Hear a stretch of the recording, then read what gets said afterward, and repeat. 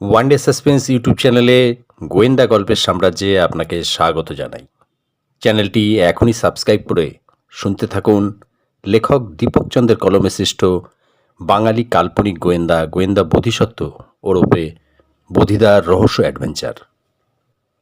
Detective বোধিসত্ত্ব লেখক দীপকচন্দ্র কর্তৃক সৃষ্ট একজন মৌলিক বাংলা কল্পিত গোয়েন্দা চরিত্র। পিয়াল ও চঞ্চু তার সঙ্গী হিসাবে পাশে থাকলে সে প্রখর যুক্তিবোধ ও শান্ত বিশ্লেষণের মাধ্যমে একের পর এক রোমাঞ্চকর রহস্য উদ্ঘাটন করেন। আজ গোয়েন্দা বোধিসত্ত্বর আরও একটি রহস্য রোমাঞ্চে ভরপুর টান টান উত্তেজনার গোয়েন্দা গল্প নিয়ে হাজির হয়েছি। দুর্গাপুজো শেষ হলো। বিজয়া দশমীর দিন দক্ষিণ কলকাতার বোধিদার ফ্ল্যাটে আমরা তিনজন, আমি, চঞ্চু আর বোধিসত্ত্ব চট্টোপাধ্যায়, একসাথে বসে দার্জিলিং যাত্রার প্রস্তুতি নিচ্ছিলাম। ঘরের এক কোণে বোধিদা চুপচাপ বসে সিগারেট টানছিলেন। চোখ দুটো তার অদ্ভুত তীক্ষ্ণ, যেন যাত্রা শুরু হওয়ার আগেই কোনো অদৃশ্য রহস্যের সন্ধান পাচ্ছেন। আমি আমার ডায়েরি খুলে প্রথম পাতায় লিখলাম, আমাদের দার্জিলিং ভ্রমণ, একাদশী, ৩রা অক্টোবর। চঞ্চু তখন এক হাতে ভিডিও ক্যামেরা নিয়ে হইচই করছে। শোনো পিয়াল, হ্যাঁ আমি কিন্তু পুরো ভ্রমণটাই ডকুমেন্টারি বানাবো, পরে ইউটিউবে দিলে একেবারে লাখ লাখ ভিউ। আমি হেসে উত্তর দিলাম, তুই আগে ক্যামেরাটা চালু রাখতে শেখ, তারপর না হয় লাখ ভিউ নিয়ে স্বপ্ন দেখ। চঞ্চু মুখ বাঁকিয়ে বলল, বাহ, তোকে নিয়ে নাকি অ্যাডভেঞ্চারের বেরোতে হবে? হ্যাঁ, আমি না থাকলে মশাই তোর ডায়েরি পড়ে কে জানবে কি কি হলো? মানুষ তো আমার ভিডিওতেই দেখবে। বোধিদা তখন গম্ভীর স্বরে বললেন, ক্যামেরা আর ডায়েরি দুটোই দরকার হবে চঞ্চু। তবে মনে রেখো, ভ্রমণ শুধু পাহাড়টার দেখা নয়, মানুষের মনও বোঝা। অনেক সময় সেটাই আসল অ্যাডভেঞ্চার। চঞ্চু হো হো করে হেসে উঠল, আরে প্রতিটা ট্রেনে উঠে যদি ভূত দেখি তখন কিন্তু আমি ক্যামেরায় ধরবো, ইউটিউবে দিয়ে দেব, গোস্ট ইন দার্জিলিং মেল। আমি আর বোধিদা একসাথে চুপ বলায় ঘরের খানিকটা নীরবতা নামল। আমাদের টিকিট আর হোটেলের বুকিং আগেই হয়ে গেছিল। আমি ডায়েরি উল্টে দেখে নিলাম, শিয়ালদহ থেকে দার্জিলিং মেল, একাদশীর রাত 8টা, সেখান থেকে নিউ জলপাইগুড়ি, তারপর পাহাড়ি রাস্তায় গাড়ি করে দার্জিলিং। আর হোটেলের নাম হিলভিউ লজ। আমার ভেতরের ভ্রমণের উত্তেজনা তখন তুঙ্গে। চঞ্চু হঠাৎ চেঁচিয়ে উঠল, শোনো শোনো, আমি কিন্তু ভ্রমণের জন্য নতুন একটা টুপি কিনেছি। দার্জিলিং গেলে সবাই আমাকে বিদেশি ভাববে। আমি হেসে বললাম, ওরা তোকে বিদেশি ভেবে ভুল করলেও ক্যামেরায় তোর মুখ দেখে বুঝবে কমেডি শোর লোক তুই। বোধিদা এবার কিছু বললেন না, শুধু চোখ তুলে আমাদের দিকে তাকালেন। সেই চাহনিতে যেন একরাশ রহস্য লুকিয়ে। তখনও আমরা কেউ বুঝিনি এই ভ্রমণ আমাদের জীবনের সবচেয়ে ভয়ঙ্কর রহস্য অভিযানে পরিণত হতে চলেছে। একাদশীর সকালটা ভোর থেকেই অন্যরকম লাগছিল। কলকাতার আকাশে তখনও পুজোর গন্ধ ভেসে আছে। রাস্তার মোড়ে মোড়ে বিজয়ার ঢাক বাজছে, আর অলিগলিতে ছোটদের খেলাধুলা। আমি তখন আমার ব্যাগ গোছাচ্ছিলাম। ডায়েরি, কলম আর দু একটা বই আলাদা করে রাখলাম। বোধিদা বলেছিলেন, ভ্রমণের যতই ব্যস্ততা থাকুক লেখার অভ্যেস ছাড়িস না। চঞ্চু সকাল সকাল হাজির হয়ে গিয়েছিল আমার বাড়িতে। মাথায় তার নতুন টুপি, কাঁধে বিশাল ব্যাকপ্যাক, হাতে ক্যামেরা। ঢুকেই বলল, হে পিয়াল, আমি আজকে সারাদিন ভিডিও তুলব। এই ট্রেনে ওঠার আগে থেকেই ব্লগ শুরু করতে হবে। আমি হেসে বললাম, তুই কি আমাদের গোটা যাত্রাকে সিনেমা বানিয়ে ফেলবি? চঞ্চু একদম সিরিয়াস মুখে বলল, অবশ্যই, আমার ইউটিউব চ্যানেলের নাম হবে এই চঞ্চু অ্যাডভেঞ্চার ভ্লগ, তুই ডায়েরিতে লিখিস, বদিদা রহস্য সমাধান করবে, সব মিলিয়ে একেবারে ব্লকবাস্টার। মা এসে আমার ব্যাগটা একবার গুছিয়ে দিলেন। আমরা বিদায় নিতে নিতে চোখে জল এলো তার। মা ফিসফিস করে বললেন, বোধিসত্ত্ববাবুর সঙ্গে যাচ্ছিস তো? হ্যাঁ, কিছু হবে না। আমি মৃদু হেসে আশ্বস্ত করলাম, কিন্তু বুকের ভিতর হালকা একটা চাপা কাঁপুনি কাজ করছিল। বিকেলের দিকে আমরা বদিদার ফ্ল্যাটে হাজির হলাম। বদিদা তখন বই পড়ছিলেন। সুটকেস গোছানো, টিকিট আর হোটেল বুকিংয়ের সব কাগজ গুছিয়ে তৈরি। চঞ্চু ঢুকেই হইচই শুরু করলো, হে বদিদা, হে আমি কিন্তু দার্জিলিংয়ে গিয়ে প্রথমে মোমো খাবো, হে তারপর চা বাগান, হে তারপর ঘোড়ায় চড়া। বদিদা ধীর গলায় উত্তর দিলেন, আগে তো পৌঁছোই চঞ্চু, অনেক সময় গন্তব্যে পৌঁছানোর আগের যাত্রাই বড় চ্যালেঞ্জ হয়ে ওঠে। আমি চুপ করে বসে রইলাম। বদিদার এই কথাগুলি হালকা হলেও অদ্ভুত এক ভারী সুরে।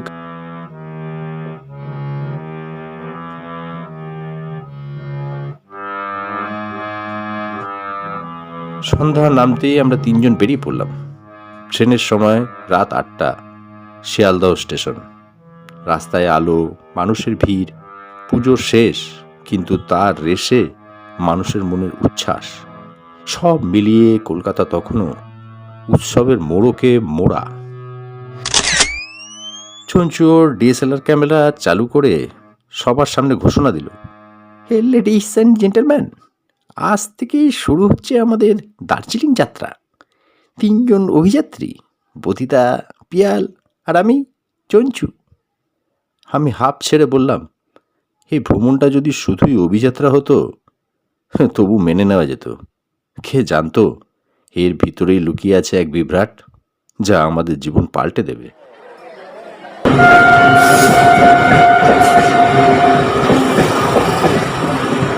শিয়ালদহ স্টেশন ঢুকতেই মনে হলো যেন শহরের সব ভিড় এক জায়গায় এসে জমেছে। মানুষের চিৎকার, ট্রেনের সিটি চাকার গর্জন, সব মিলিয়ে এক অদ্ভুত বিশৃঙ্খলা। চঞ্চু তখনও ক্যামেরা চালাচ্ছিল। লেডিস অ্যান্ড জেন্টেলম্যান, এই যে আমাদের দার্জিলিং মেল, দেখুন দেখুন, কি ভিড়, কি হইচই। আমি ধমকে বললাম, চঞ্চু ক্যামেরাটা নামা, লোকজন বিরক্ত হচ্ছে। বদিদা অবশ্য একটুও বিচলিত নন। তিনি কেবল পকেট থেকে টিকিট বার করে খুঁটিয়ে দেখলেন আমাদের সিট B2 কোচ, কামরা নাম্বার 7। প্ল্যাটফর্মে দাঁড়াতেই প্রথম পরিচয় হলো এক বৃদ্ধ ভদ্রলোকের সঙ্গে। মাথায় সাদা টুপি, চোখে মোটা ফ্রেমের চশমা, কাঁধে ঝোলানো ব্যাগ থেকে উকি দিচ্ছিল কয়েকটা পুরনো কাগজের বান্ডিল। ভদ্রলোক আমাদের পাশেই দাঁড়িয়েছিলেন। চঞ্চু ফিসফিস করে বলল, হে দেখেছিস, হে একেবারে প্রফেসর টাইপ। ভদ্রলোক শুনে হেসে উঠলেন, হ্যাঁ, আমি সত্যি অধ্যাপক, নাম অধ্যাপক সুশান্ত চক্রবর্তী, উত্তরবঙ্গ বিশ্ববিদ্যালয়ে ইতিহাস পড়াই, দার্জিলিং যাচ্ছি এক সম্মেলনে। আমরা ভদ্রভাবে প্রতি নমস্কার জানালাম। এরপর চোখে পড়ল এক তরুণীকে, রংচঙে শাড়ি, কানে লম্বা দুল, কিন্তু মুখে কেমন যেন চিন্তার ছায়া। সে একা দাঁড়িয়ে আছে, হাতে ছোট্ট একটা ট্রাভেল ব্যাগ, চোখে অদ্ভুত এক অস্থিরতা। চঞ্চু আবার ক্যামেরা চালু করে আমার কানে কানে বলল, হুই দেখ, বাংলা সিনেমার নায়িকা এসেছে। আমি ওকে ধাক্কা দিয়ে ক্যামেরা নামালাম। পরে জানলাম তার নাম শ্রেয়া বসু, কলকাতারই বাসিন্দা, নাকি দার্জিলিংয়ে কোনো আত্মীয়ের কাছে যাচ্ছে। আমাদের কামরায় উঠতে গিয়ে ধাক্কা খেলাম এক চওড়া শরীরের ব্যবসায়ীর সঙ্গে। গলায় মোটা সোনার চেন, হাতে দামি ঘড়ি, মুখে দৃঢ় আত্মবিশ্বাস। সাবধানে আটুন মশাই, লাগবে তো। আমি ক্ষমা চাইতেই তিনি গম্ভীর ভঙ্গিতে বললেন, আমি বিশ্বজিৎ মল্লিক, চা বাগানের ব্যবসা করি, দার্জিলিং আমার সেকেন্ড হোম। বদিদা খুঁটিয়ে ভদ্রলোকের দিকে তাকালেন। তারপর কিছু না বলে সরে এলেন। কামরার ভিতর ঢুকেই চোখ পড়ল এক দম্পতি, মাঝবয়সী, চুপচাপ বসে আছেন। মহিলা জানলার পাশে বসে বই পড়ছিলেন, ভদ্রলোক জানলার বাইরের অন্ধকারের দিকে তাকিয়ে। তাদের নাম পরে জানলাম, অলোক ও রীতা সেন। শেষে একটা চরিত্র যাকে দেখে আমি নিজেও চমকে গেলাম।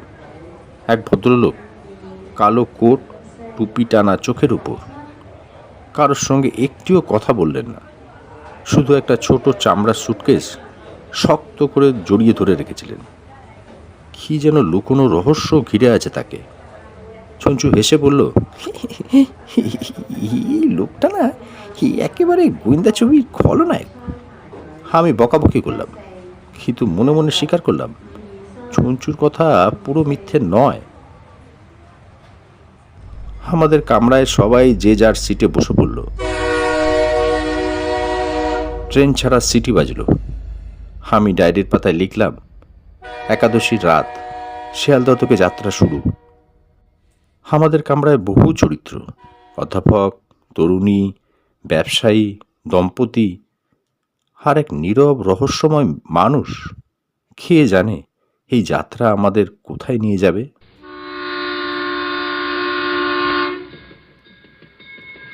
ট্রেনের হুইসেল বাজল, তারপর ধীরে ধীরে চাকা গড়াতে শুরু করলো। শিয়ালদা স্টেশনের আলো আধারে মিলিয়ে যেতে লাগলো, আর জানলার বাইরে অন্ধকারের আস্তরণ যেন ঘন হতে লাগলো।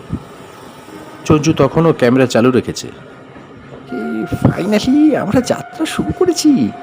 এই যে দেখুন, B2 কামরা, নম্বর 7, একেবারে আমাদের অভিযান গাড়ি।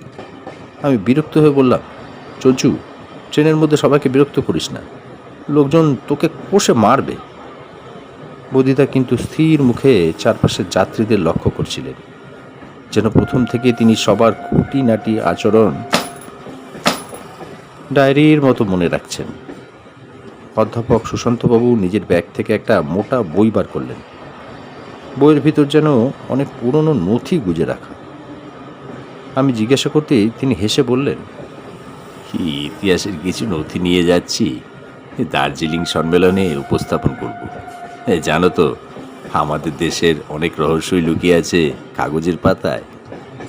তার গলায় এক অদ্ভুত গর্ব মেশানো গোপনীয়তা ছিল।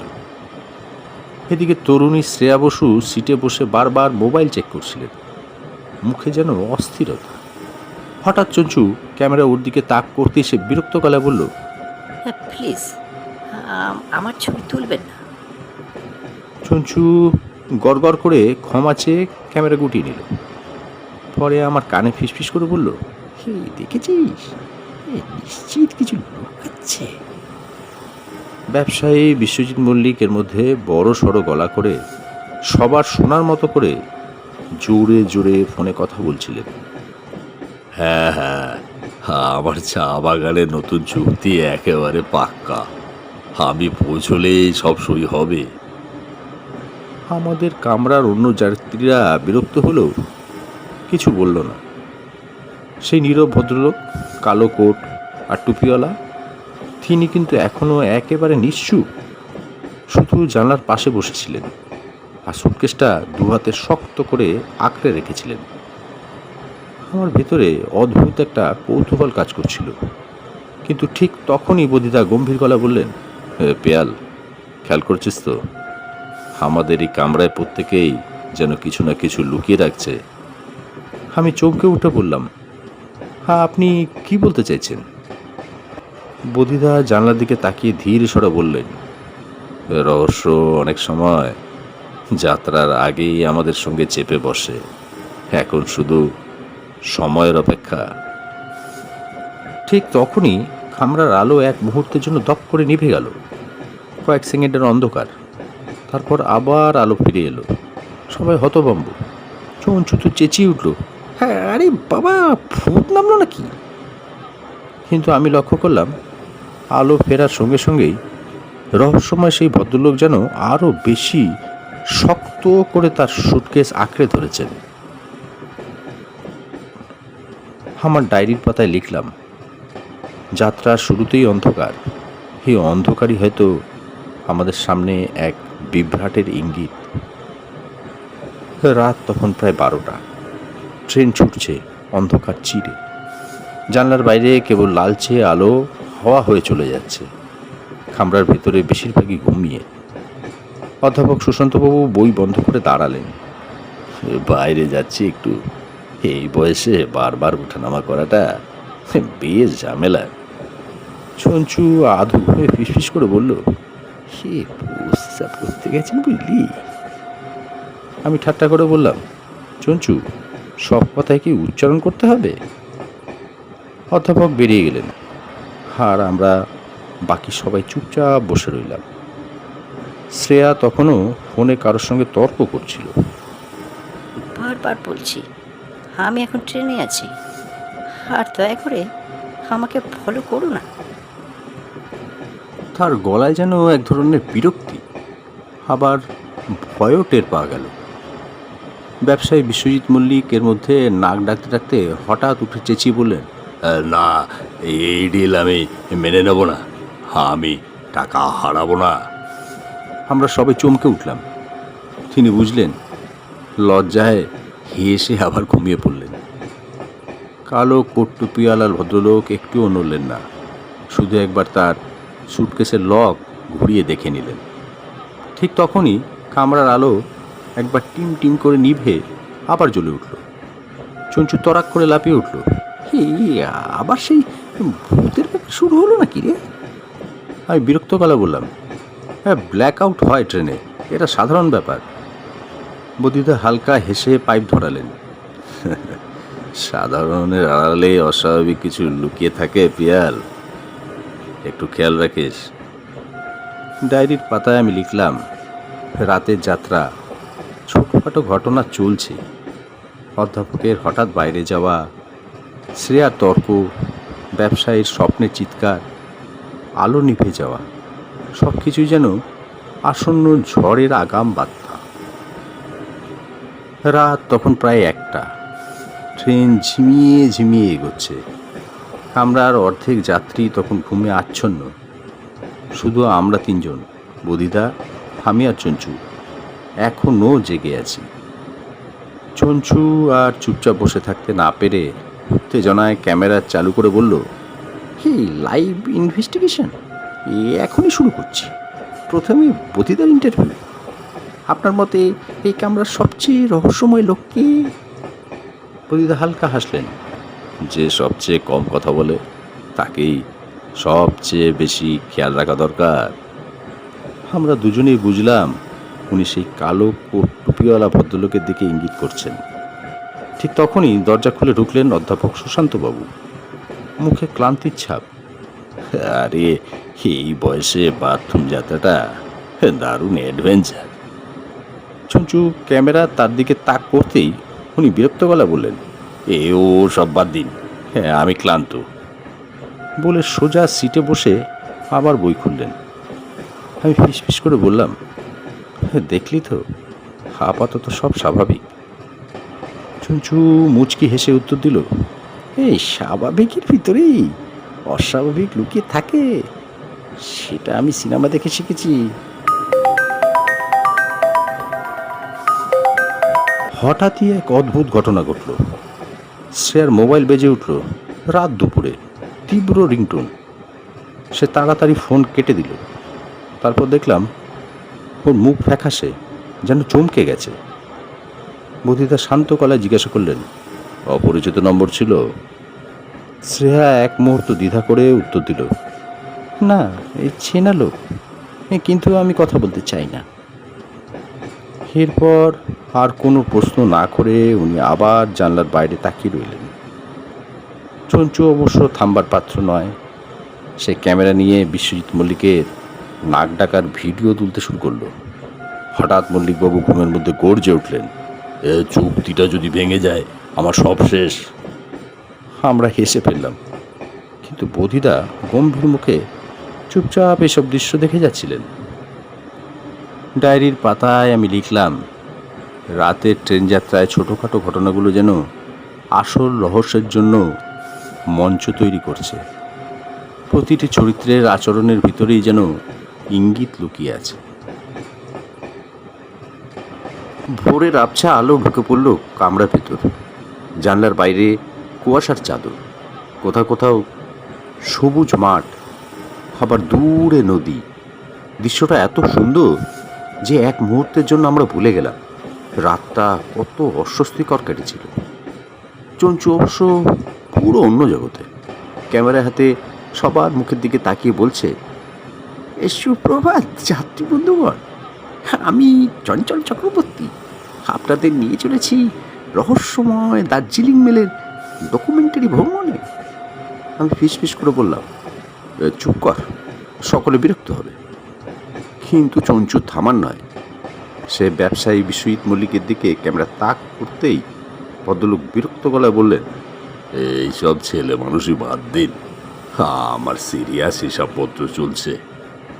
শ্রেয়া বসু তখনও চুপচাপ, কানে হেডফোন, চোখ জানলার বাইরে, তবে মাঝে মাঝে মোবাইল স্ক্রিনের দিকে এক অদ্ভুত উদ্বেগ নিয়ে তাকাচ্ছে। ঠিক তখনই এক ছোট্ট বিপত্তি ঘটল। চঞ্চু জুস খেতে খেতে ক্যামেরা সামলাতে গিয়ে গোটা গ্লাসটাই অধ্যাপক সুশান্তবাবুর হাঁটুর উপর উল্টে দিল। অধ্যাপক হেসে বললে, দূর, এটা তো বড়দের দুষ্টুমি নয়, এই ছোটদের দুষ্টুমি। তবু চোখে মুখে বিরক্তি চাপতে পারলেন না। বদিদা তখন শুধু ঠোঁটের কোণে হালকা হাসি টেনে বললেন, চঞ্চুর অমনোযোগী আচরণ মাঝে মাঝেই অন্য কিছু সামনে নিয়ে আসে। আমি তখনও বুঝিনি বদিদা কি ইঙ্গিত করলেন, কিন্তু খেয়াল করলাম অধ্যাপক হঠাৎ তার ব্যাগ থেকে রুমাল বের করতে গিয়ে একখানা ফাইল তাড়াহুড়ো করে গুটিয়ে ঢুকিয়ে দিলেন, যেন অন্য কাউকে সেটা দেখাতে চান না। আমার মনে হলো, এই অধ্যাপক মানুষটা কি শুধুই সাধারণ ভ্রমণকারী? ডায়েরিতে লিখলাম, ভোরের যাত্রা শান্ত, অথচ চরিত্ররা প্রত্যেকে কিছু না কিছু গোপনীয়তা আঁকড়ে বসে আছে। চঞ্চুর বোকামি শুধু হাসি আনে না, অদ্ভুত অস্বস্তিও জায়গায়। এর পরেই হয়তো ঘটবে আসল বিভ্রাট।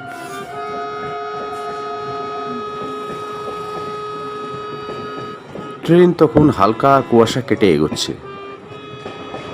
সকালের চা বিস্কুট নিয়ে কামরার মধ্যে একটু চাঞ্চল্য। বিক্রেতা হাঁটছে, চায় চায় চা গরম গরম চায়। চঞ্চু তখনও ক্যামেরা হাতে, এবার নাকি চায়ের কাপের গল্প রেকর্ড করবে। আমি বললাম, তুই যদি আর একবার ক্যামেরা চাড়ু পড়িস, তবে চা নয়, কেউ তোকে কাপেই ডুবিয়ে দেবে। সবাই নিজের মতো ব্যস্ত। শ্রেয়া মোবাইল নিয়ে জানলার ধারে বসে আছে। বিশ্বজিৎ মল্লিক কোনো চুক্তিপত্র গুনগুন করে পড়ছেন, আর সেই গম্ভীর কালো কোটরা ভদ্রলোক নিঃশব্দে বসে আছেন। অধ্যাপক সুশান্তবাবু তখন হঠাৎ দাঁড়ালেন, আমি একটু যাচ্ছি, ফিরে আসছি। এই বলেই ধীরে ধীরে কামরার দরজা ঠেলে বেরিয়ে গেলেন। প্রথমে কেউ খেয়াল করলো না, মিনিট 10 কেটে গেল। আমি ভাবলাম হয়তো বাথরুমে গেছেন, কিন্তু সময় যত বাড়তে লাগলো আমার বুকের ভিতর কেমন যেন একটা অস্বস্তি জমতে লাগলো। বদিদা হঠাৎ সোজা হয়ে বসলেন, এ কি ব্যাপার, এতক্ষণ হয়ে গেল, পিয়াল দেখে আয়। আমি উঠে দাঁড়ালাম। করিডোরে গিয়ে দেখি বাথরুম ফাঁকা, পাশের কামরাতেও তার কোনো চিহ্নই নেই। কন্ডাক্টরকে জিজ্ঞাসা করলাম, তিনিও কিছুই জানেন না। ফিরে এসে আমি প্রায় হাঁপাতে হাঁপাতে বললাম, অধ্যাপক নেই, কোথাও নেই। চঞ্চু প্রথমে হেসে উঠল, আরে হয়তো টিকিট চেকারের সঙ্গে গল্পে মেতেছেন। কিন্তু বদিদার চোখে তখন অদ্ভুত তীক্ষ্ণতা। না চঞ্চু, এটা নিছক অনুপস্থিতি নয়, দেখছিস না, তার ব্যাগ, বই, নোটবুক সব ফেলে রেখে গেছেন। স্বাভাবিক কোনো যাত্রী এমন করেন না। আমরা তিনজনই চুপ মেরে গেলাম। কামরার বাকি যাত্রীরাও তখন ফিসফিস করে নিজেদের মধ্যে বলা বলি শুরু করেছে। আমার হাত কাঁপতে লাগলো, কিন্তু ডায়েরি খুলে লিখলাম, অধ্যাপক সুশান্ত চক্রবর্তী হঠাৎ কোথায় মিলিয়ে গেলেন। তার সব জিনিসপত্র এখানে, অথচ মানুষটা যেন বায়ুর মতো গায়েব। দার্জিলিং মেলে যাত্রা সত্যি আজ থেকে বিভ্রাটে ঢুকে গেল।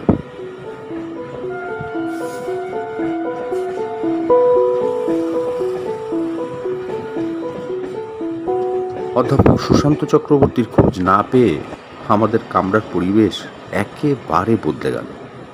মিনিটখানেক আগেও যে যাত্রীরা নিশ্চিন্তে সকালে চা খাচ্ছিলেন, তারা এখন ফিস করে কানে কানে বলাবলি করছে। বিশ্বজিৎ মল্লিক বিরক্ত গলায় বললেন, এটা কি হচ্ছে? ট্রেনে মানুষ এভাবে হাওয়া হয়ে যাবে কিভাবে?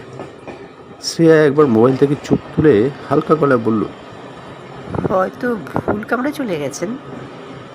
কিন্তু তার চোখে আমি খেয়াল করলাম সেখানে উদ্বেগের চেয়ে অন্য কিছু, যেন এক ধরনের টান। ঠিক তখনই কন্ডাক্টর এসে দাঁড়ালেন। বদিদা তাকে শান্তভাবে সবটা বোঝালেন। কন্ডাক্টর চারিদিকে তাকিয়ে বললেন, আমি 3 কামরা আগে পর্যন্ত খুঁজেছি স্যার, ওই ভদ্রলোককে কোথাও দেখিনি। সঞ্চু হঠাৎ করে বলে উঠল, হ্যাঁ, আরে তবে কি জানলা দিয়ে উড়ে গেলেন নাকি? সঙ্গে সঙ্গে কয়েকজন যাত্রী হেসে উঠলেন। আবার কেউ বিরক্ত হলো। আমি চঞ্চুর কানে কষে একটা ধমক দিলাম। বদিদা একদম গম্ভীর স্বরে বললেন, না মশাই, ব্যাপারটা মোটেই হালকাভাবে নেবেন না। ভদ্রলোক নিজের সব মালপত্র ফেলে রেখে গেছেন। এটা দুর্ঘটনা বা ভুলে যাওয়া হতে পারে না। সবাই একে অপরের দিকে তাকালো। অস্বস্তি বাড়তে লাগলো। কালো কোটওয়ালা ভদ্রলোক প্রথমবার গলা খুললেন। তাহলে কি মনে করছেন অপহরণ? বদিদা হালকা হেসে বললেন, শব্দটা বড় ভারী, তবে নিখোঁজ হওয়াটা যে অস্বাভাবিক তাতে সন্দেহ নেই। আমি ডায়েরি খুলে লিখে নিলাম। আজ প্রথমবার বদিদার গলায় অস্বাভাবিক শব্দটা শুনলাম। মানে রহস্যটা নিছক ভুল বোঝাবুঝি নয়, ট্রেনের ভেতরেই কোথাও একটা অদৃশ্য ফাঁক তৈরি হয়েছে। অধ্যাপক সুশান্ত চক্রবর্তীর নিখোঁজ হওয়ার পর কামরাটা যেন আদালতে পরিণত হলো। যাত্রীরা একে অপরের দিকে তাকাচ্ছে সন্দেহের চোখে, আর বদিদার সবার মুখের ভঙ্গি, গলার স্বর, হাতের অঙ্গভঙ্গি খুঁটিয়ে খুঁটিয়ে দেখছেন। প্রথমে কথা বললেন ব্যবসায়ী বিশ্বজিৎ মল্লিক। আমি কিন্তু কিছুই জানি না, ভদ্রলোকের সঙ্গে আমার কোনো আলাপও হয়নি। দেখুন, আমার মাথায় এখন বড় বড় কন্ট্যাক্টের চিন্তা, এইসব রহস্য জড়ানোর সময় নেই। আর গলায় একরকম তাচ্ছিল্যের সুর, যেন বিষয়টা নিয়ে বাড়তি আগ্রহ দেখানো অপচয়। শ্রেয়া বসু তখনও চুপ। বদিদা মৃদু স্বরে জিজ্ঞেস করলেন, আপনি কি অধ্যাপককে চিনতেন আগে থেকে? শ্রেয়া মাথা নাড়ল। না, একেবারেই না। এ শুধু তিনি মাঝে মাঝে অদ্ভুতভাবে আমার দিকে তাকাচ্ছিলেন। তারপর হঠাৎ মুখ ফিরিয়ে নিল। কালো কোটওয়ালা ভদ্রলোক কাপা গলায় বললেন, আমি কিছুই খেয়াল করিনি, আমি নিজের কাজে ডুবেছিলাম। কিন্তু আমি লক্ষ্য করলাম তার হাত কাঁপছে, আর বারবার পকেটে হাত ঢুকিয়ে কিছু একটা টিপছেন। চঞ্চু তখন হঠাৎ বোমা ফাটালো। আমি কিন্তু দেখেছি, রাতে সবাই ঘুমিয়ে গেলে অধ্যাপক খুব আস্তে আস্তে ফাইলের ভিতর কিছু লিখছিলেন। আর খেয়াল করো, ভোরে উনি হঠাৎ খুব অস্থির ছিলেন। আমি আর বদিদা একসঙ্গে তাকালাম চঞ্চুর দিকে। এই ছেলে অকারণে যত সব বোকা বোকা কথা বলে, তবু কখনো কখনো এমন তথ্য বের করে আনে যেটা আমাদের নজর এড়িয়ে যায়। বদিদা ঠোঁটের কোণে হালকা হাসি টেনে বললেন, চঞ্চু, তুই যেটা বললি সেটা কিন্তু খুব গুরুত্বপূর্ণ। আমি ডায়েরিতে লিখে নিলাম। প্রথম সূত্র, অধ্যাপক রাতে কিছু গোপন নথি লিখছিলেন। দ্বিতীয় সূত্র, তার নিখোঁজ হওয়ার আগে আচরণে অস্বাভাবিক অস্থিরতা। আর এই কামরার যাত্রীদের মধ্যে প্রত্যেকের ভিতর লুকোনো কিছু না কিছু অস্বস্তি আছে। অধ্যাপকের সিটের পাশে ছোট্ট একটা ট্রাঙ্ক সদৃশ ব্যাগ রাখা ছিল। বদিদা খুব সাবধানে সেটা তালা খুললেন। আমরা তিনজন নিঃশ্বাস বন্ধ করে দেখছিলাম।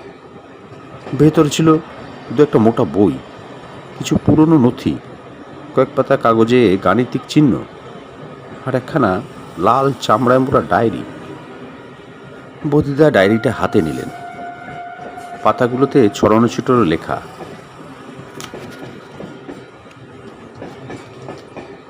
কখনো ইংরেজিতে, কখনো বাংলায়, কখনো আবার এমন সব প্রতীক যেগুলো কোনো গোপন কোডের মতো মনে হয়।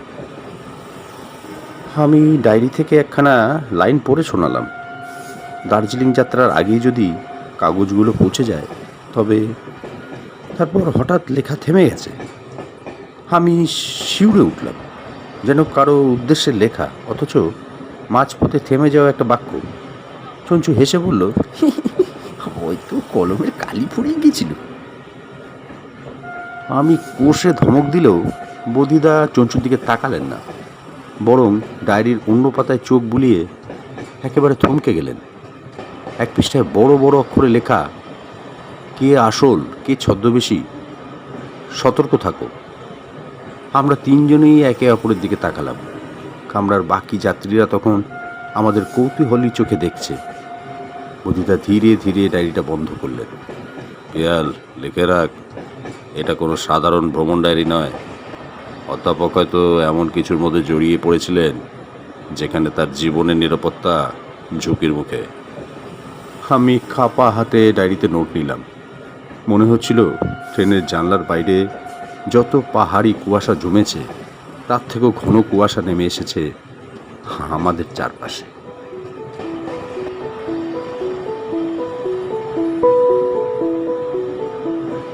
অধ্যাপকের ডায়েরির পাতায় কে আসল, কে ছদ্মবেশী লাইনটা পড়ার পর থেকে বদিদা অস্বাভাবিক চুপচাপ হয়ে গিয়েছিলেন।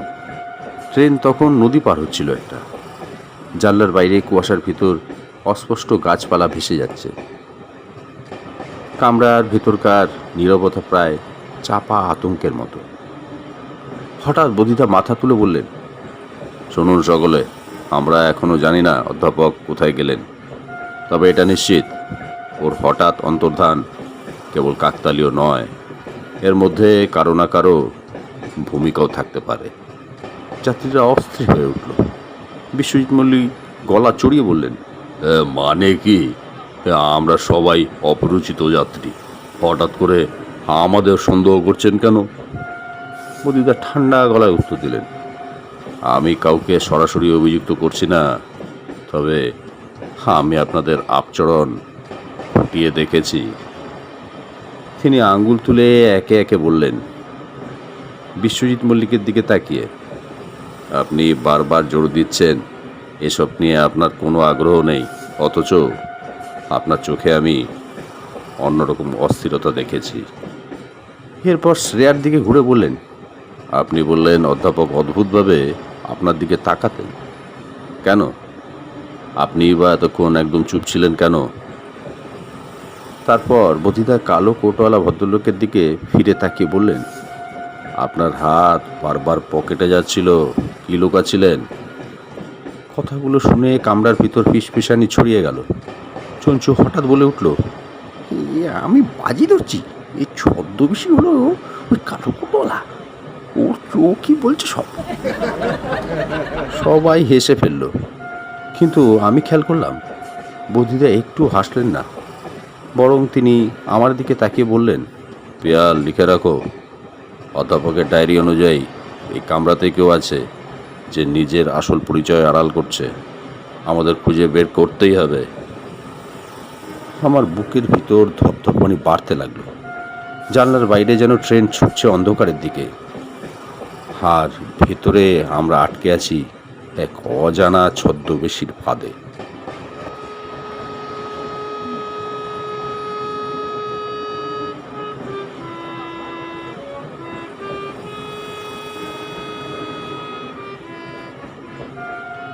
ভোরের আলো তখন যেন কামরার কাজ কামড়ে ঢুকছে, কিন্তু বাইরের দুনিয়া যেন একেবারে অদৃশ্য।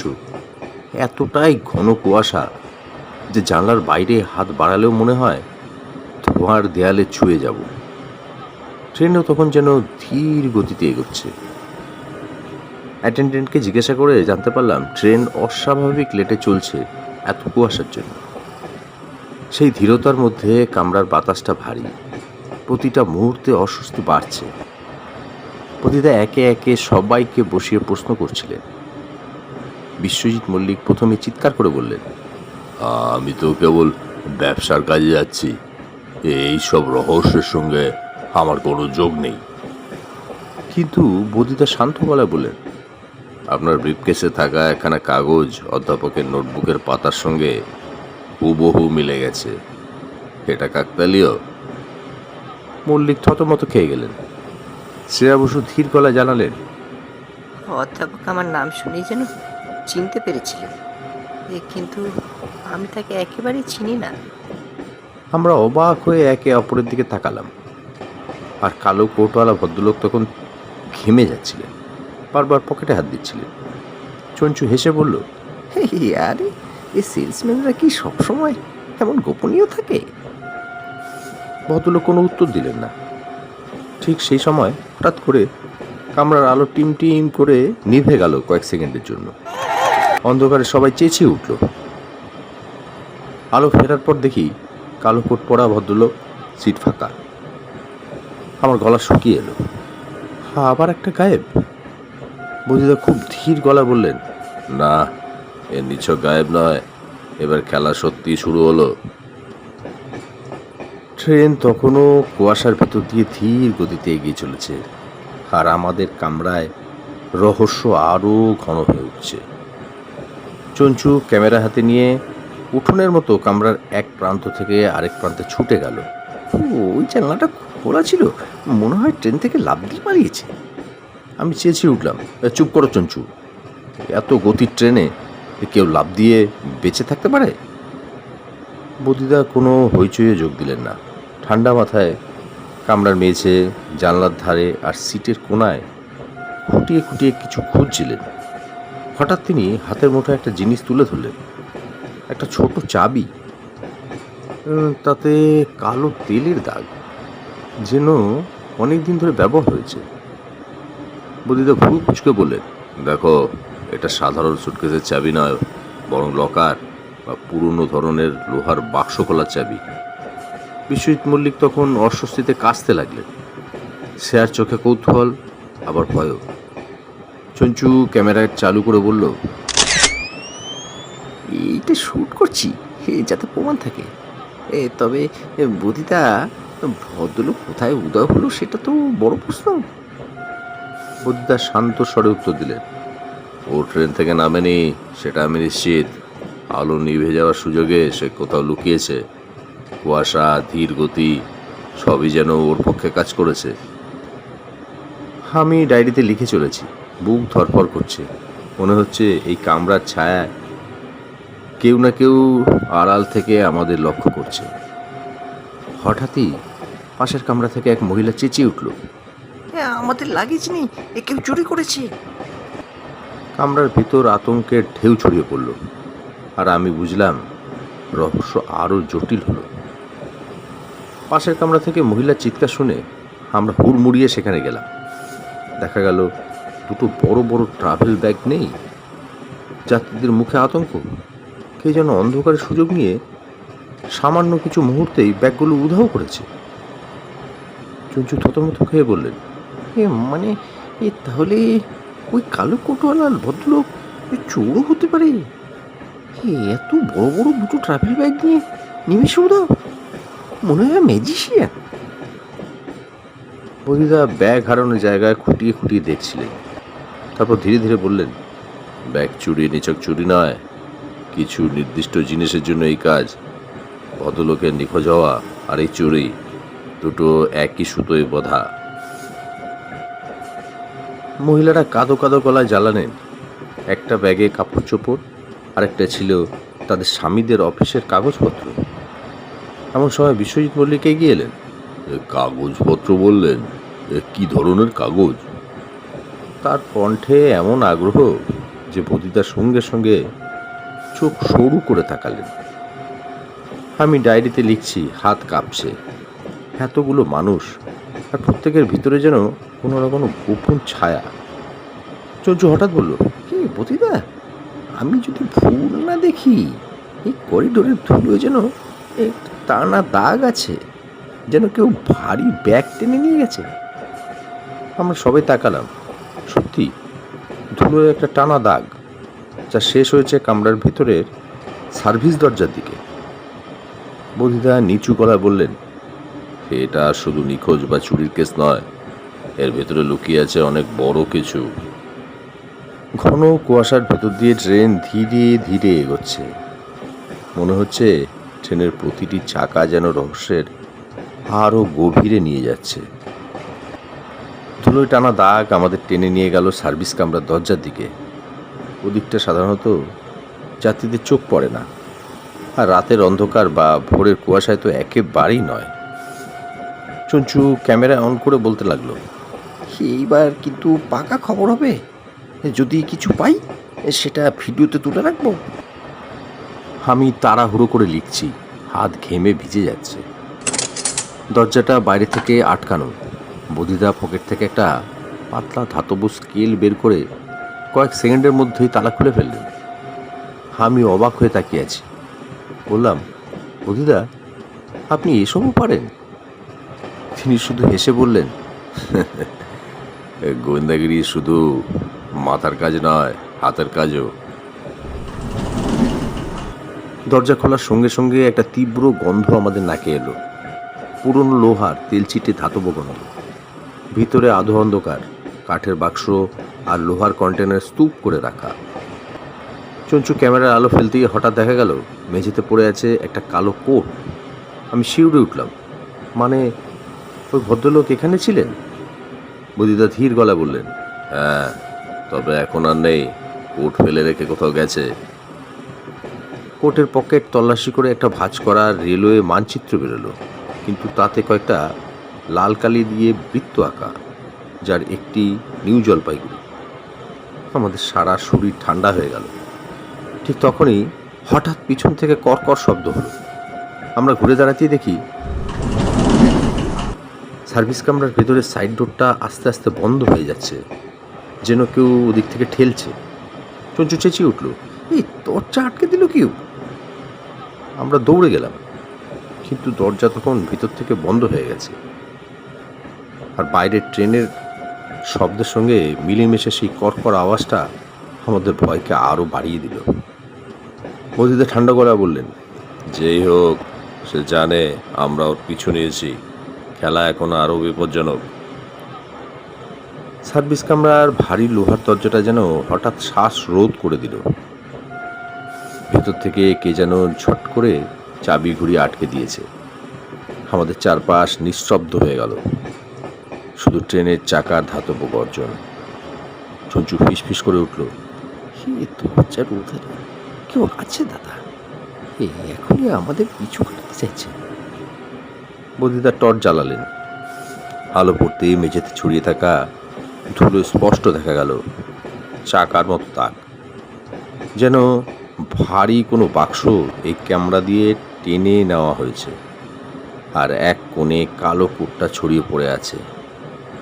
তার ভেতরের আস্তরণ ছিঁড়ে যেন কিছু বের করে নেওয়া হয়েছে। হঠাৎ করিডোরের ওপাশে একটা চাপা শব্দ, মৃদু ধাতব গর্জন। বদিদা দরজায় কান পেতে ফিসফিস করে বললেন, ওরা লকার সরাচ্ছে, সেই চাবিটাই তার সূত্র। আমাদের বুক ধরপড় করছে। তখনই হাওয়ায় দরজা দিয়ে হালকা তামাকের গন্ধ ভেসে এলো। চুচু কেঁপে উঠল, দাদা, এই গন্ধটা আমি আগেও পেয়েছি। এই কালো কোটালার কাছে এই গন্ধ ছিল। বদিদা মুহূর্তের মধ্যে সিদ্ধান্ত নিলেন। তিনি ফিসফিস করে বললেন, ওরা যাই করুক, এক জায়গায় থামতে বাধ্য হবে, আর সেই জায়গাটা মানচিত্রে ঘেরা নিউ জলপাইগুড়ি। আমাদের খেলাটা সেখানেই জমবে। আমরা শ্বাস চেপে অপেক্ষা করছিলাম। ঠিক তখনই কামরার জানলার বাইরে ছায়ার মতো এক মুখ ভেসে উঠল, আর চোখের পলকে মিলিয়ে গেল রাতের অন্ধকার। সেই ছায়ামূর্তির ঝলক যেন বুক কাঁপিয়ে দিল। আমি চঞ্চুকে আঁকড়ে ধরলাম। বদিদা কোনো শব্দ করলেন না, কেবল চোখ টিপে ইশারা করলেন, শান্ত থাকতে হবে।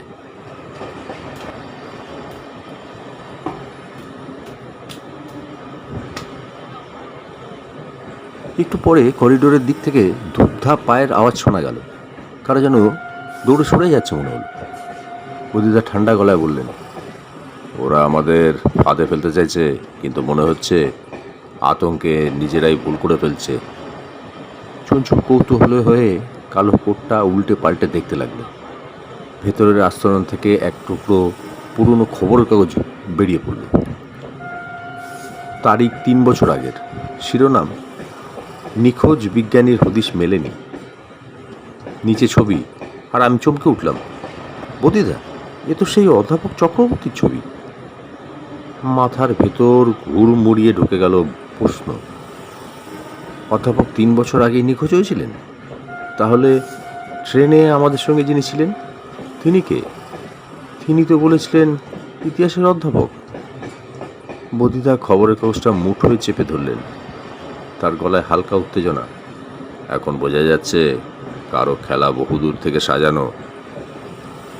যিনি আমাদের কামরায় ছিলেন তিনি আসল নন, মনে হয় ছদ্মবেশ। ঠিক সেই সময় দরজার বাইরে থেকে হালকা ঠকঠক শব্দ। বদিদা এগিয়ে গিয়ে বললেন, কে? একটা ফিসফিস আওয়াজ ভেসে এলো। আমি শ্রেয়া বসু, দয়া করে দরজাটা খুলুন, আমার কিছু বলার আছে। আমরা একে অপরের দিকে তাকালাম। অন্ধকারের ভিতর তার কাপা কণ্ঠস্বর স্পষ্ট শোনা গেল। হ্যাঁ, আমিও অনেক কিছু জানি, কিন্তু কেউ আমাকে অনুসরণ করছে। বদিদার চোখ জল জল করছে। তিনি ধীরে ধীরে দরজার চাবি ঘোরাতে লাগলেন। দরজা খোলার সঙ্গে সঙ্গে শ্রেয়া বসু প্রায় হোঁচট খেয়ে ভেতরে ঢুকলো। তার শাড়ি এলোমেলো, মুখে স্পষ্ট ভয়ের ছাপ। চারদিকে তাকিয়ে দরজাটা ভিতর থেকে ঠাস করে বন্ধ করে দিল। চঞ্চু ফিসফিস করে বলল, ও আবার কিসের নাটক শুরু করলো? কিন্তু শ্রেয়া কেঁপে ওঠা গলায় বলল, নাটক না হয়, সত্যি বলছি, কেউ আমার পিছু নিয়েছে। আমি জানি অধ্যাপক চক্রবর্তী আসল নন, আমি ওকে চিনতাম। আমরা অবাক। বদিদা শান্ত স্বরে বললেন, চিনতে কিভাবে? শ্রেয়া চেম্বারের ধারে বসে পড়ল। 3 বছর আগে আমি শিলিগুড়িতে এক গবেষণা প্রকল্পে ইন্টার্নশিপ করছিলাম। তখন অধ্যাপক চক্রবর্তী আমার সুপারভাইজার ছিলেন। খুব ভালো মানুষ ছিলেন উনি, কিন্তু হঠাৎ একদিন নিখোঁজ হয়ে যান। খবরের কাগজেও বেরিয়েছিল।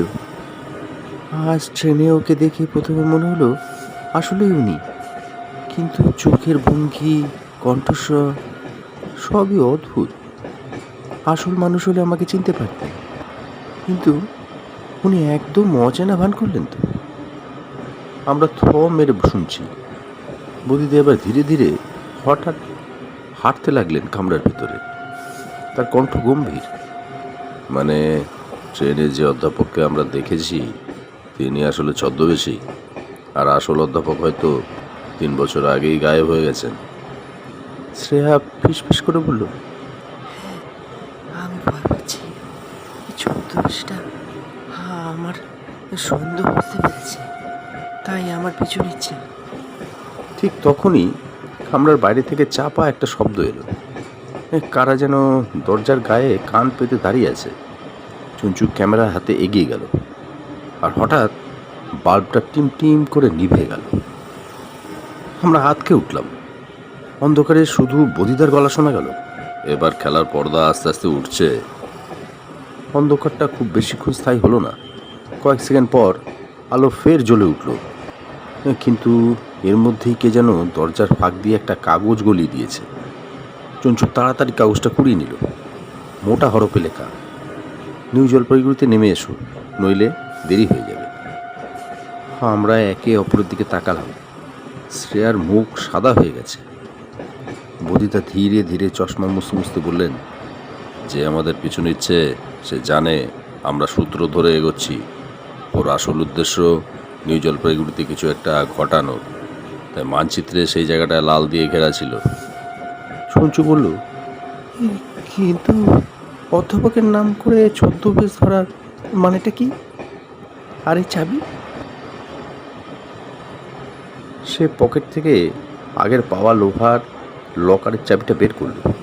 বদিদা সেটার দিকে কয়েক সেকেন্ড চেয়ে থেকে বললেন, এটা সাধারণ ট্রাঙ্কের চাবি নয়, বরং রেলওয়ে লকার বা মালগাড়ির ভল্টে ব্যবহার হয়। আমরা স্তম্ভিত। মালগাড়ি মানে কি চুরির সঙ্গে রেলপথ জড়িত? ঠিক তখনই পাশের কামরা থেকে কান্নার শব্দ ভেসে এলো। অলোক সেন ছুটে এসে বললেন, আমার স্ত্রী গলার হার উধাও, এবার চুরি আমাদের কামরাতেই হলো।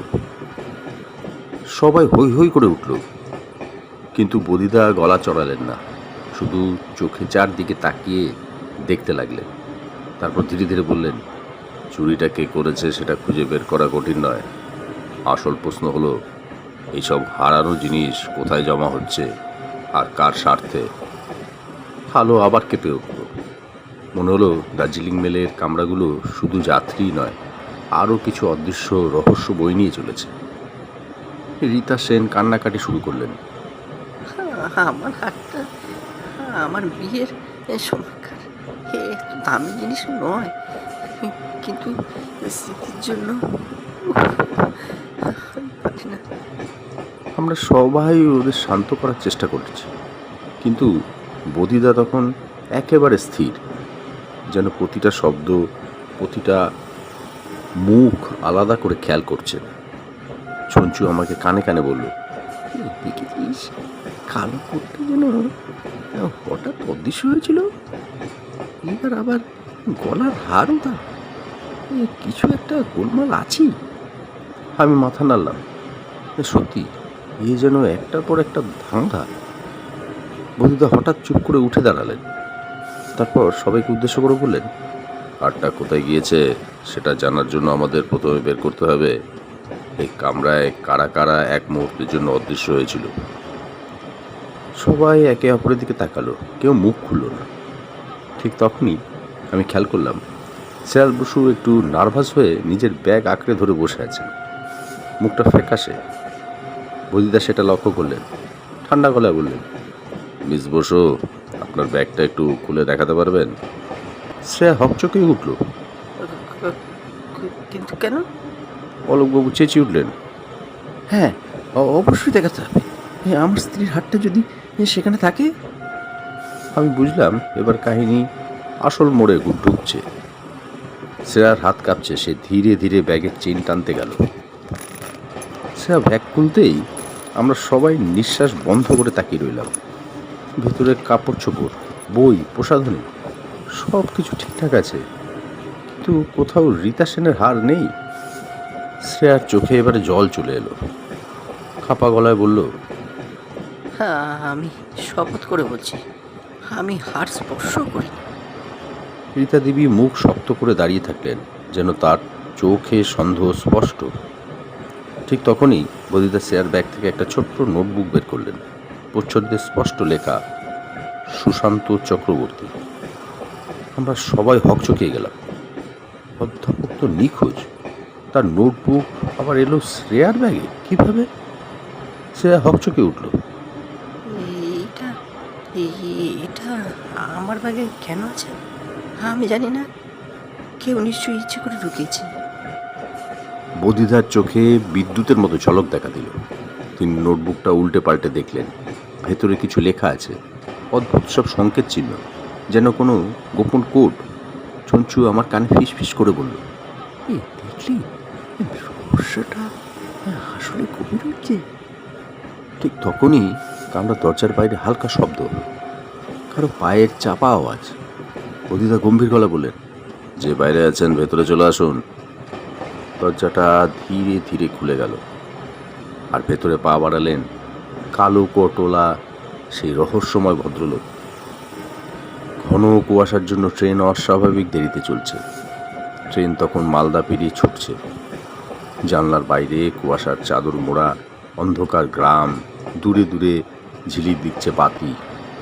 কামরার ভেতরে কিন্তু চাপা উত্তেজনা ক্রমশ বাড়ছে। রীতার হার চুরির ঘটনায় হইচই হলেও বদিদা খুব শান্ত।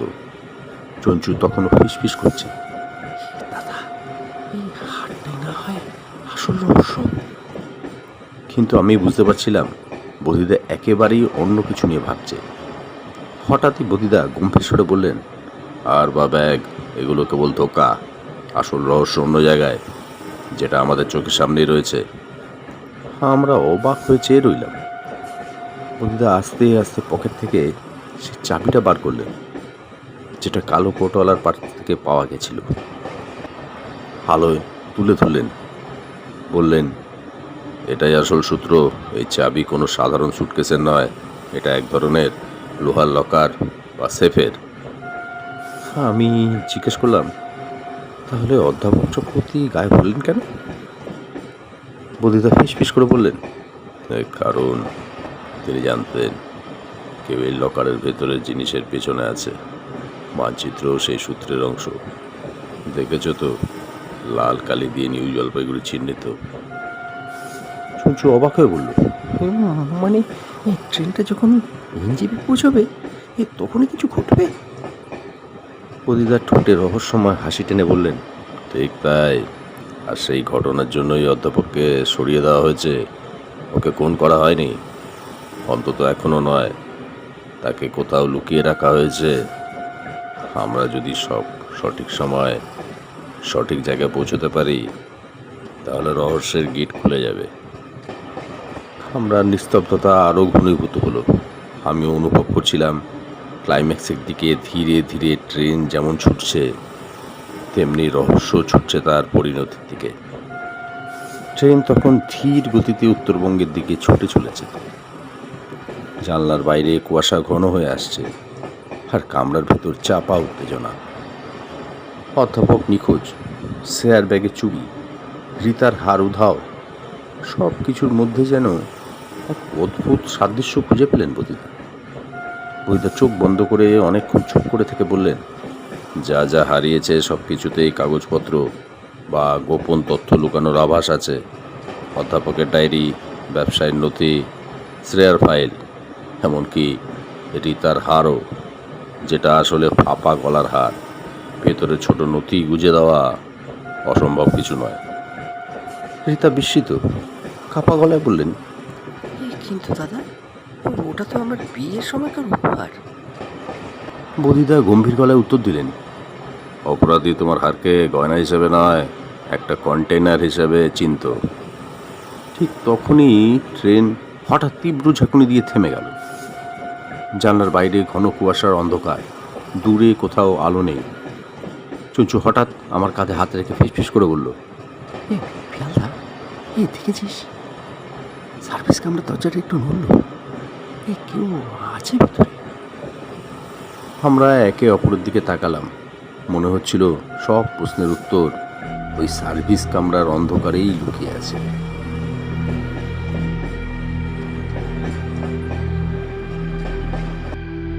ট্রেন থেমে আছে, জানলার বাইরে কুয়াশার চাদর, কামরার ভেতরে নিস্তব্ধতা যেন কানে তালা লাগিয়ে দিল।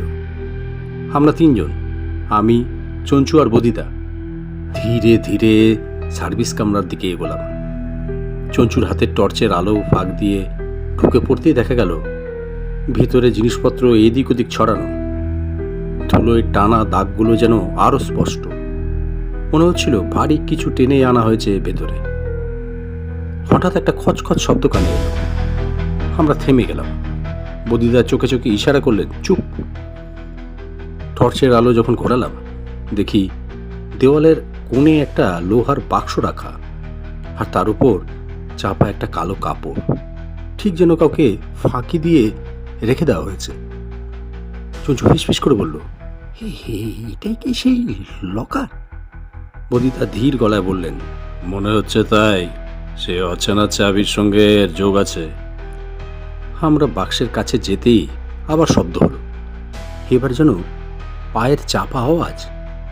আমার বুক ধরপড় করতে লাগলো। বদিদা হঠাৎ গম্ভীর স্বরে বললেন, যেই থাকো বেরিয়ে আসো। জানো না এই কামরায় আর লুকিয়ে থাকা তোমার পক্ষে সম্ভব নয়। কিন্তু ভিতর থেকে কোনো উত্তর এলো না, শুধু বাতাসে টান টান গুমট গন্ধ আর আমাদের তিনজনের নিঃশ্বাসের শব্দ। ঠিক তখনই ট্রেন হঠাৎ আবার ঝাঁকুনি দিয়ে ছুটতে শুরু করলো। আমরা তিনজন টলতে টলতে বাক্সটার সামনে দাঁড়িয়ে রইলাম। মনে হচ্ছিল এই লোহার বাক্সের ভেতরেই লুকিয়ে আছে সবচেয়ে বড় রহস্য। লোহার বাক্সটার সামনে দাঁড়িয়ে আমরা তিনজন স্তব্ধ। ট্রেন তখন ঝাঁকুনি দিতে দিতে ছুটছে। জানলার বাইরে অন্ধকার আর কুয়াশার স্রোত। মনে হচ্ছিল এই কামরার ভেতর নিঃশব্দে জমাট বেঁধে আছে এক অজানা আতঙ্ক। বদিদা টর্চের আলো নামিয়ে বাক্সটার গায়ে ধাতব টর্চটার পিছন দিয়ে একটু খসলে।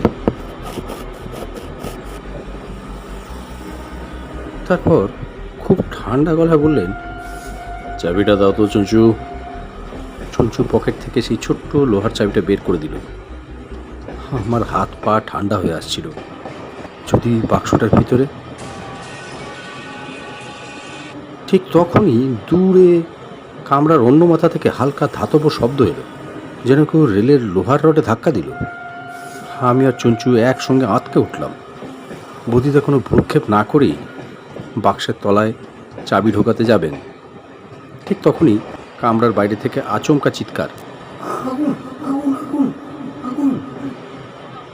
আমরা বাক্সের উপরে হাত রেখে দাঁড়িয়ে রইলাম। বুঝলাম আমাদের অনুসন্ধান কেউ টের পেয়েছে, আর সেই আতঙ্ককে ঢাকতে এবার নতুন খেলা শুরু হলো। ট্রেন তখন ডালখোলা পেরিয়ে নিউ জলপাইগুড়ির উদ্দেশ্যে ছুটে চলেছে। সার্ভিস কামরার গুমুট অন্ধকারে আমরা তিনজন দাঁড়িয়ে, আমি, চঞ্চু আর বধিদা। সামনে লোহার বাক্সটা যেন অশরীরীর মতো চুপচাপ বসে আছে। হঠাৎই পিছন থেকে এক গলা শোনা গেল, ওই বাক্সটা খোলার দরকার নেই। চমকে ফিরে তাকিয়ে দেখি দরজার ফাঁক দিয়ে ধীরে ধীরে ভিতরে ঢুকছেন অধ্যাপক চক্রবর্তী। মুখে ক্লান্তির ছাপ, চশমাটা খানিকটা কাত হয়ে আছে। আমি আর চঞ্চু একসঙ্গে হাঁপ ছেড়ে উঠলাম। ও অধ্যাপক! বদিদা শান্তভাবে দাঁড়িয়েছিলেন, ঠোঁটে হালকা হাসি। অবশেষে এলেন তো?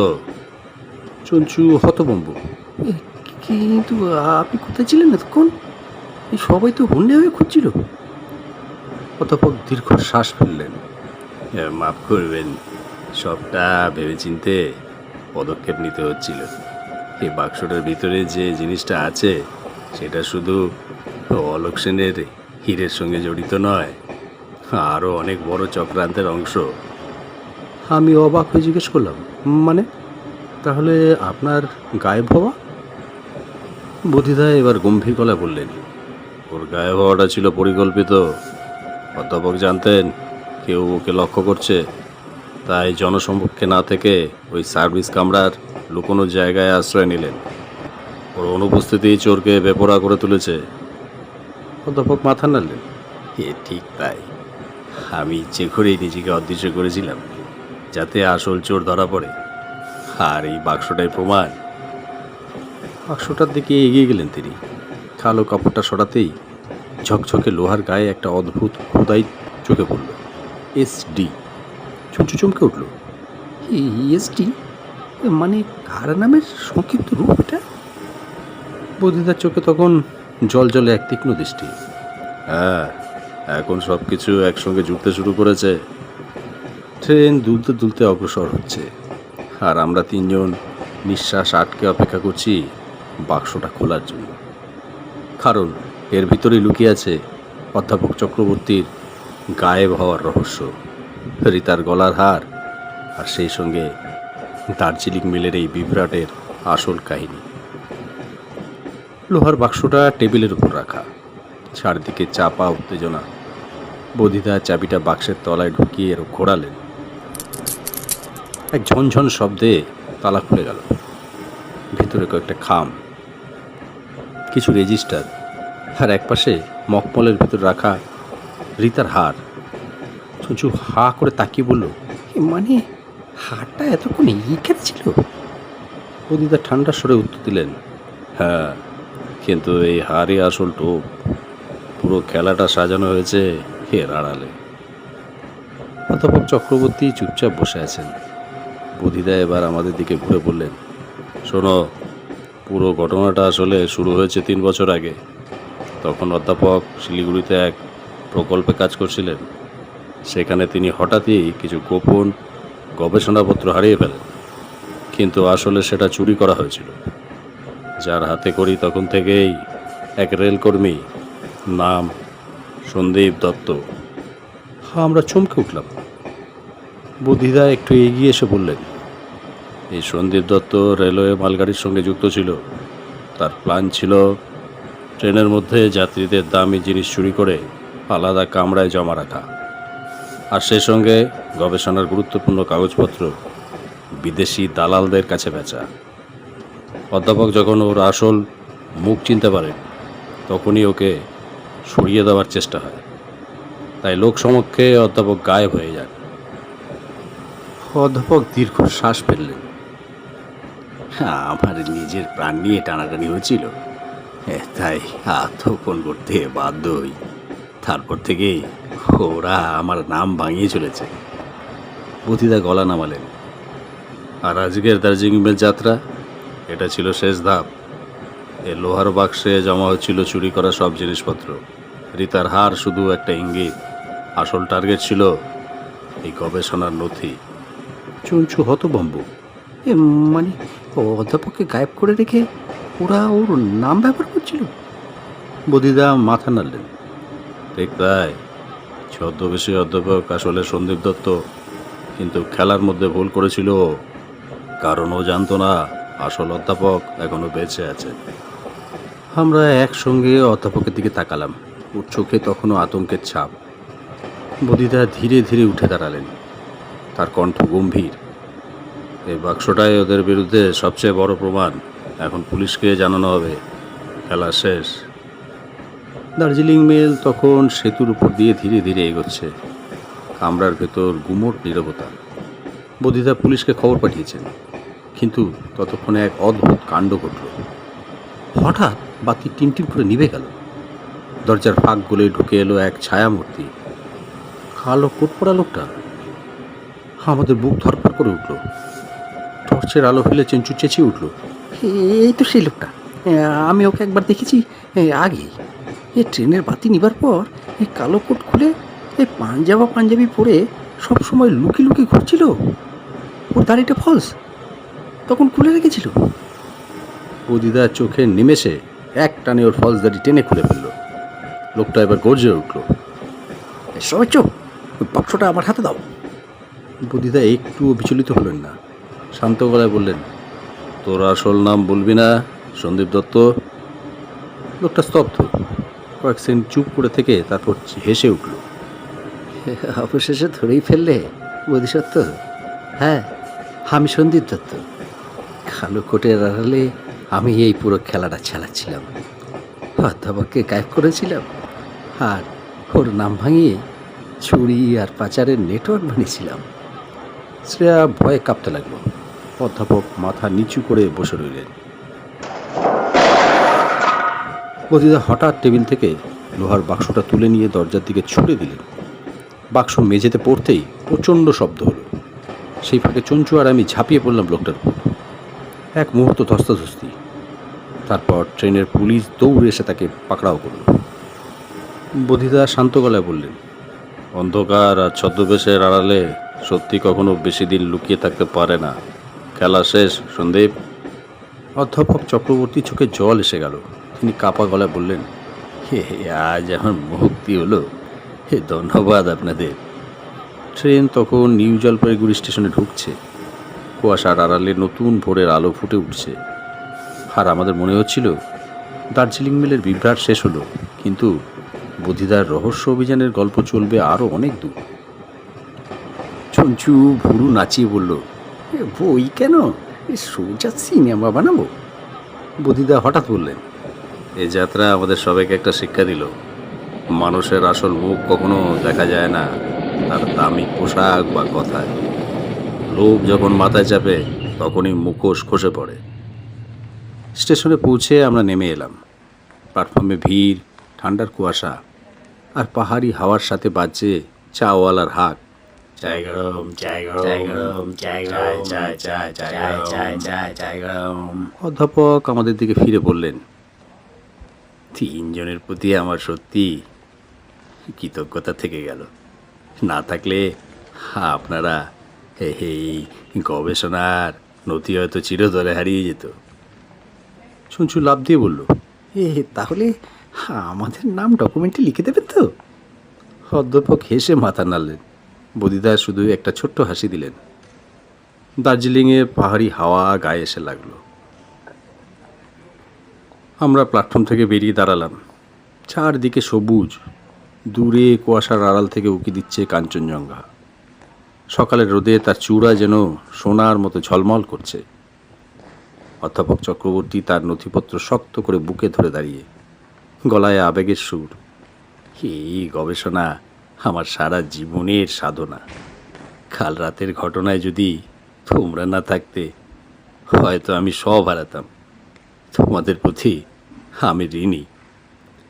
শ্রেয়া বসু শান্তভাবে বললেন, হ্যাঁ, আমাদেরও শিক্ষা হলো অপরিচিতকে সহজে বিশ্বাস করা মানে এই বিপদ ডেকে আনা। চঞ্চু ইতিমধ্যে ক্যামেরা বের করে পাহাড়ের ছবি তুলছে। হাসতে হাসতে বলল, এবার কিন্তু ডায়েরি নয় পিয়ালদা, সিনেমার স্ক্রিপ্ট লিখবি। আমি নোট বইয়ের শেষ কয়েকটা লাইন লিখলাম। ট্রেনে ওঠার সময় কেউ জানতো না এই যাত্রা আমাদের জীবনের এক অবিস্মরণীয় অধ্যায় হয়ে থাকবে। আমরা হোটেলের দিকে হাঁটতে শুরু করলাম। ঠান্ডা বাতাসে চা পাতার গন্ধ ভেসে আসছে। বদিদা একটুও ক্লান্ত দেখাচ্ছিলেন না, বরং তার চোখে সেই অদ্ভুত ঝলকানি। তিনি ধীরে ধীরে বললেন, রহস্যের সমাধান মানে কেবল অপরাধীকে ধরা নয়, মানুষের মুখোশ সরিয়ে আসল চরিত্রটা চিনে নেওয়াই আসল কাজ। আমরা তিনজন চুপ করে তার পিছনে হাঁটলাম। মনে হচ্ছিল দার্জিলিং মেলের বিভ্রাট শেষ হয়েছে, কিন্তু বদিদার সঙ্গে আমাদের রোমাঞ্চকর পথ চলা এখানেই শেষ নয়।